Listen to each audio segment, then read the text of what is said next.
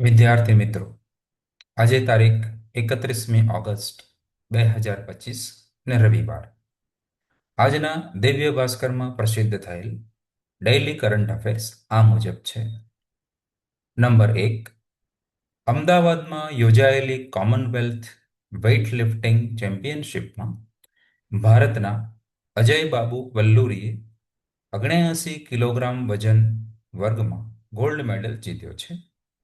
તેમની જીત સાથે તેઓ 2026માં યોજાનારી કોમનવેલ્થ ગેમ્સ માટે પણ ક્વોલિફાઈડ થયા છે. નંબર 2. રાષ્ટ્રપતિ દ્રૌપદી મુર્મુએ નવી દિલ્હીમાં સ્કોપ એમિનન્સ એવોર્ડ્સ 2022-23 રજૂ કર્યા છે.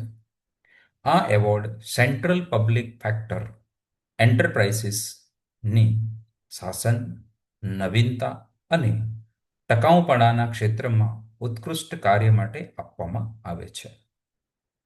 નંબર 3.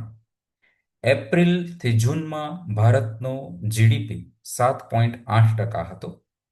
આ રિઝર્વ બેંક અને બજારની અપેક્ષાઓ કરતાં વધુ છે. ગયા વર્ષના પ્રથમ ક્વાર્ટરમાં તે 6.5% હતો. સેવાઓ અને કૃષિ ક્ષેત્રે આમાં ઘણું યોગદાન આપ્યું હતું. નંબર 4. પોસ્ટ વિભાગે મેપ માય ઇન્ડિયા સાથે કરાર પર હસ્તાક્ષર કર્યા છે. આનાથી દેશભરમાં ડિજીપિન સિસ્ટમ લાગુ થશે. આ ડિજિટલ એડ્રેસ કોડ દરેક એડ્રેસને એક અનન્ય આઈડી આપશે.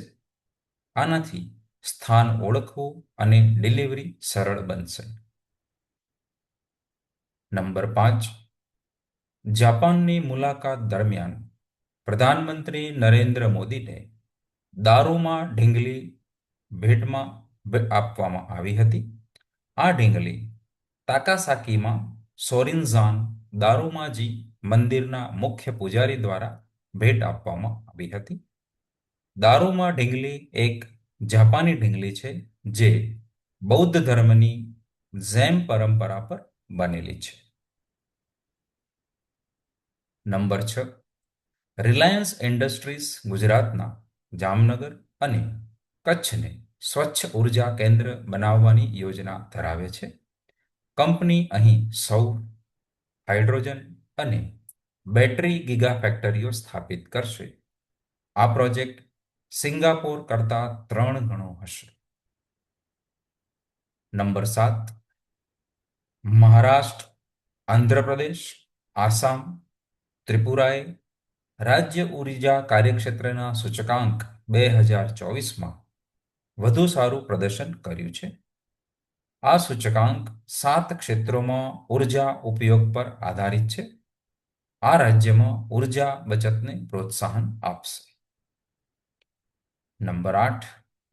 બિહારે મુખ્યમંત્રી મહિલા રોજગાર યોજનાને મંજૂરી આપી છે. આનાથી મહિલાઓને સ્વરોજગાર શરૂ કરવા માટે ₹10,000ની સહાય મળશે. આનાથી મહિલાઓની આવકમાં વધારવામાં મદદ મળશે. નંબર 9. ટાટા કન્સલ્ટન્સી સર્વિસે એઆઈ અને સર્વિસ ટ્રાન્સફોર્મેશન યુનિટ શરૂ કર્યું છે. કંપનીએ અમિત કપૂરને વડા તરીકે નિયુક્ત કર્યા છે.